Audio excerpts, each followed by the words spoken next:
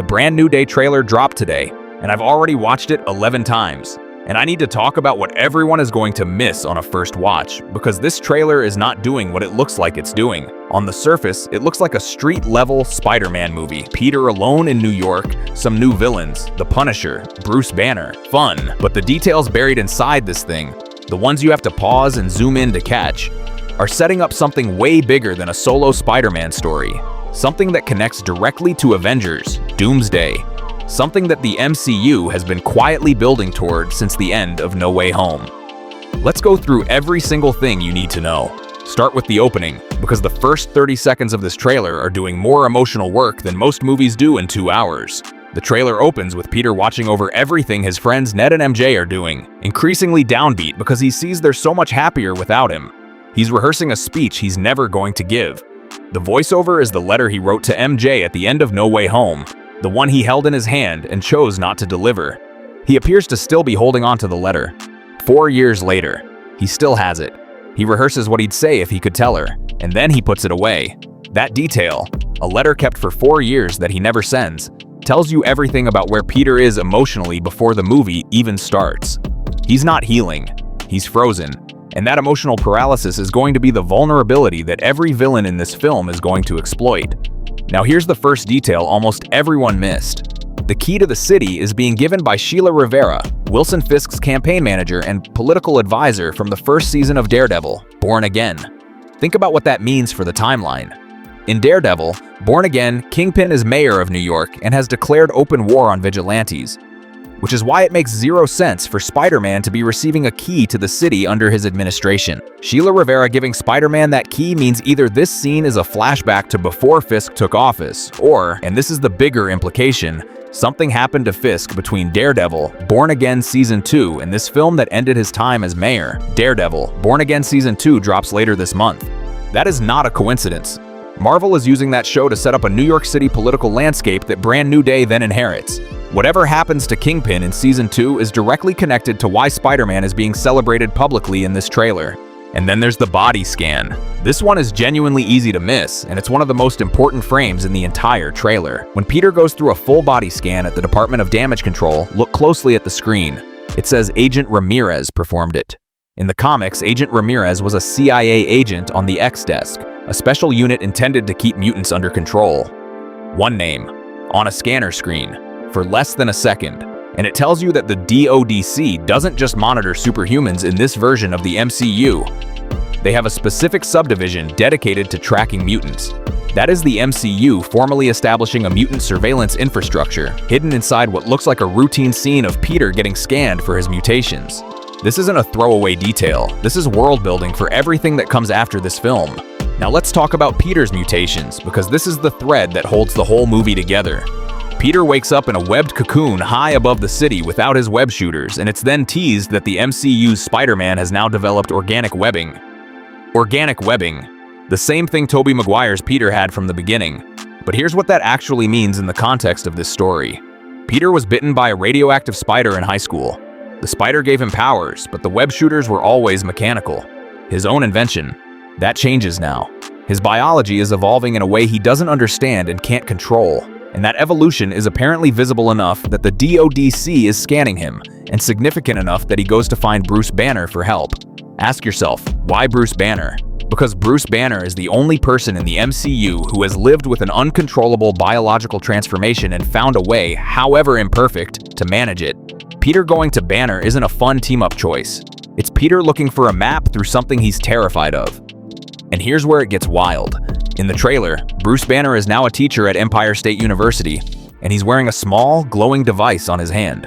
That device is a suppressor, something keeping the Hulk contained. Smart Hulk has been Banner's stable state since Endgame, but that glowing device tells you the stability is gone. Something changed. And if Banner is back to manually suppressing the Hulk with technology, the question is what happens when that technology fails, or gets triggered, or gets overridden by someone with enough power to reach into someone's mind and take over, because that someone is already in this trailer. A figure in a green coat and yellow hoodie appears to be held in containment. And in subsequent shots, various people are shown with their minds being controlled, their arms rising involuntarily. This is almost certainly Sadie Sink's character, as what she's wearing matches the clothes she was spotted in during Brand New Day set photos. Trusted insider Cryptic HD Quality confirmed on February 26, 2026, 3 weeks ago, that Sync is playing Gan Gray, and the trailer supports every part of that. A young woman held against her will by the DODC, with the ability to telepathically control people around her, whose existence has prompted the government to stand up an entire mutant hunting task force. That's not a one-film character. That's the MCU's introduction of Gan Gray, the most powerful mutant in the comics, arriving as a teenager being hunted by the government, with no Xavier Institute to protect her, in a world that has no framework yet for understanding what she is. Now let's talk about Tremel Tillman. Tremel Tillman is playing William Metzger, the director of the Department of Damage Control. His line in the trailer, "We are faced with a danger that we can't control, one we can't even see," is about Sync's character. A danger they can't control, can't even see. He's describing a telepath, someone who can be anywhere, in any mind, without leaving a trace, and the trailer subtitles refer to him as Bill, further confirming the William Metzger identification, and his rhetoric in the trailer only adds fuel to the anti-mutant angle.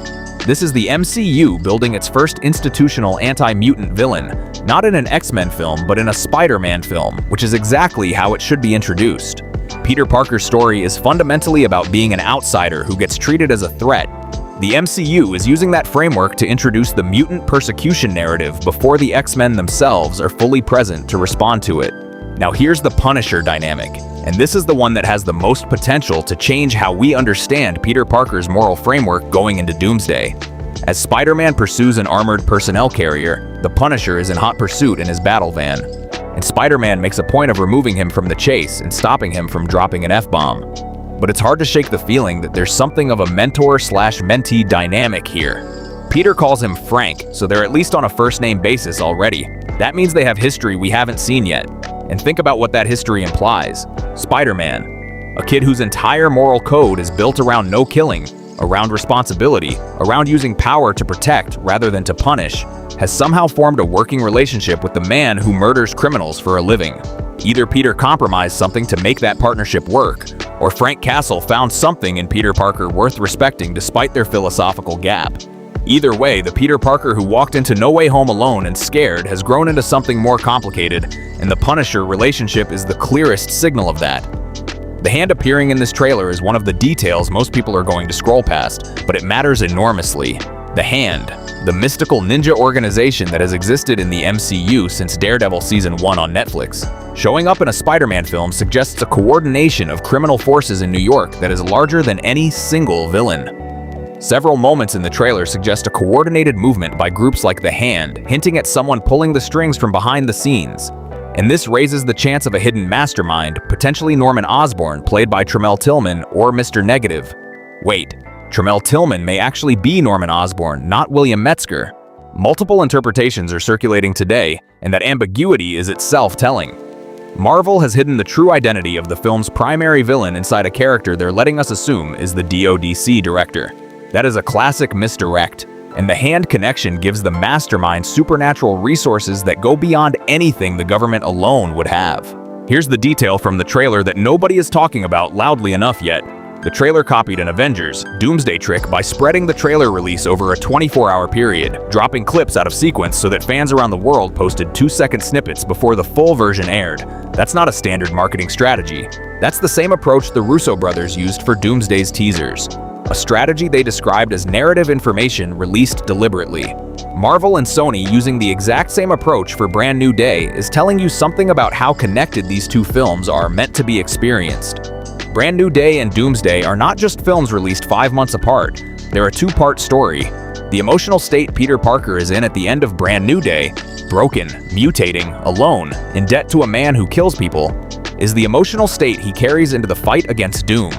And Doom, wearing Tony Stark's face, is going to know exactly how to use every crack in Peter's armor. The trailer's final scene shows Peter encountering MJ and Ned at a house party, where he describes himself as just a neighbor from across the hall. And when MJ replies a friendly neighbor, Peter chokes on his drink. It's a small, funny moment on the surface, and it's devastating if you've been following Peter's story for 9 years. He's standing in front of the two people he loves most, introducing himself as a stranger, using a version of the most famous phrase in his mythology as a sad little joke that only he understands. That scene isn't there to be cute. That scene is there to remind you, and remind Peter, of exactly what the spell cost him. And whatever he does in this film, whatever deal he makes or doesn't make, whatever Mephisto offers or doesn't offer, that scene is the reason he'd consider it. So here's what I need you to think about. The brand new Day trailer dropped today, and on a first watch it looks like a fun street-level Spider-Man movie. On a second watch, it's a film about a boy with no identity, a mutating body, a government hunting him, a telepath being used as a weapon, a criminal mastermind nobody can see, and a moral partner who murders people. That's not a palate cleanser. That's the darkest Spider-Man setup in MCU history, and it's all happening 5 months before Peter Parker walks into a room with Dr. Doom. What's the one detail from the trailer that hit you hardest? Drop it in the comments. I'm reading every single one today because this just dropped and I want to know what the community is seeing. And subscribe because I'm doing a full frame-by-frame breakdown of every hidden detail we didn't cover here, dropping later this week.